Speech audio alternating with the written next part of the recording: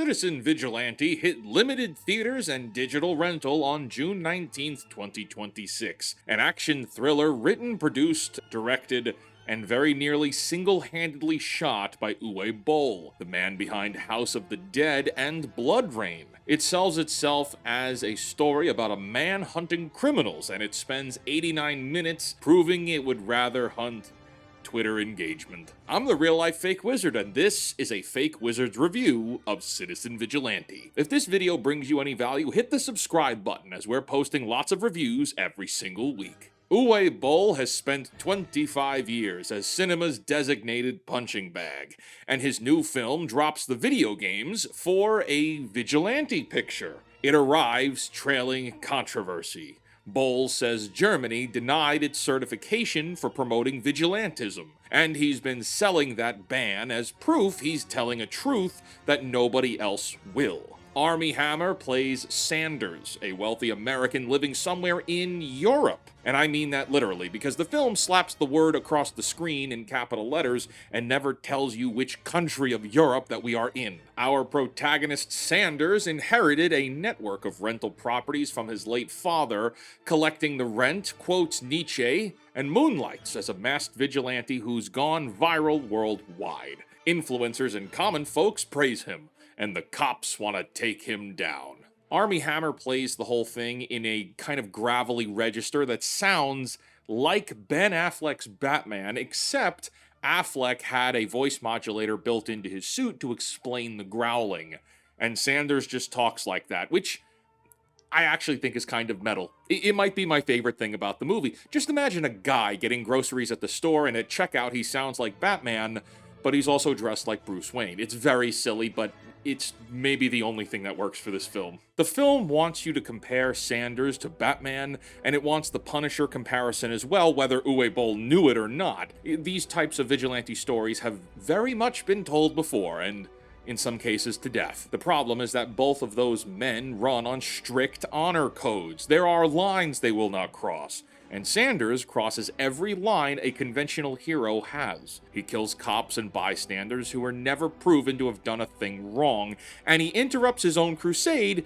to pay for and engage in, we'll call it lovemaking, in a brothel that he happens to own. There is no rule he is protecting and no virtue he is defending. He is a rich man with inherited money and a silencer pistol, and the movie keeps scoring his behavior like the audience is supposed to stand up and cheer and clap with their hands and their feet. By the halfway mark, Sanders has stopped reading as an avenging angel and settled into a landlord with a body count. The first two acts cannot go 5 minutes without cutting away to somebody on their phone, or somebody's phone. A news anchor here, an influencer there on a TikTok-shaped reel insisting that America needs a guy like Sanders too. Then a reaction video explaining how the world feels about the vigilante, in case watching the vigilante wasn't enough. This is all exposition, to tell you how the world feels without showing you why it matters. The acting in these cutaways is abrupt and amateur.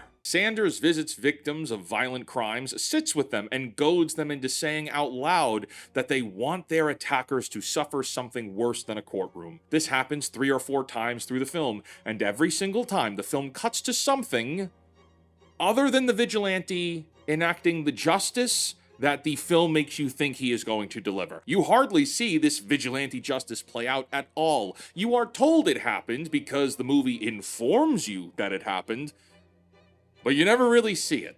But seriously, this whole premise tips into unintentional comedy because he visits people that are immobilized. These are victims from their attacks, and he looms over them and they can't move.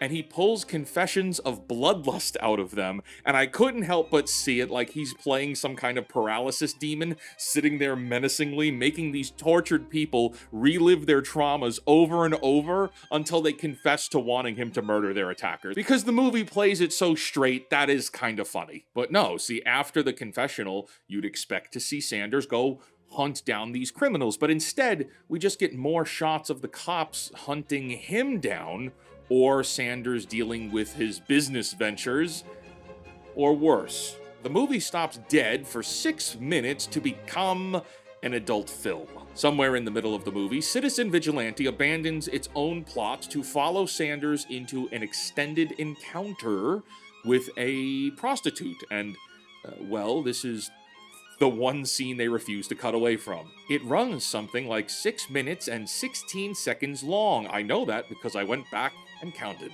There's even a detour inside this plot detour where Sanders stops mid-encounter to scold the prostitute about mold on the walls because he owns the building and his landlord brain never switches off.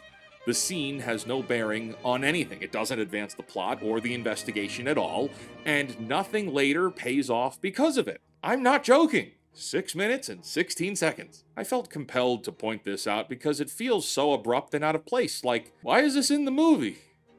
It didn't need to be in the movie. The movie was, well, it wasn't fine without it, but it certainly wasn't fine with it. The politics arrive in the last 15 minutes as a plea for revolution the movie can't earn. This film is creating a controversy online surrounding the politics it features, and all of that comes from the final 15 minutes of the movie. It plants two claims back to back. First, that European society has a real and specific problem with migrant sexual assault, and secondly, that the answer is for ordinary people to pick up where Sanders leaves off and start killing the accused themselves. The capstone of the film is Sanders executing an entire family in their living room over a case the son had been acquitted of in court, but very much did commit the very graphic assault. The sister of whom was an onlooker, seeing the crime take place and then endorsing that it happened on social media. The presentation of this information villainizes the family, making the audience prepared for Sanders to do the executing he came here to do. Citizen Vigilante is a recruitment ad for vigilantism, a plea for revolution that ends on a title card dedicating the whole film to the victims at the hands of migrants in Europe. And that dedication is hard to take seriously. The film spent more time with Sanders in a brothel, more time depicting 50 different camera angles of police officers walking upstairs, and Sanders murdering innocent people, making himself a migrant criminal too, than it ever did addressing actual issues that it could have at hand. If you want to make a movie about migrant crime, make the movie, right?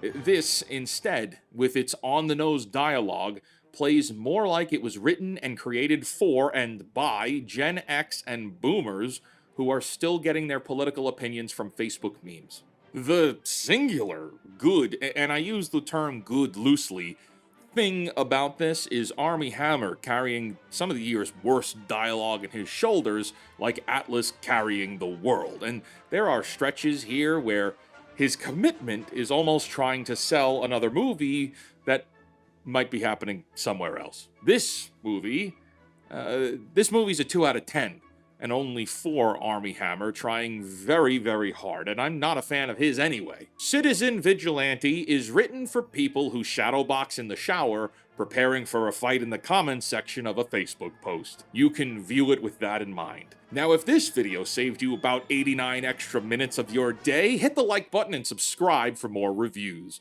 Until next time, create, innovate, and inspire. And also cancel Disney+.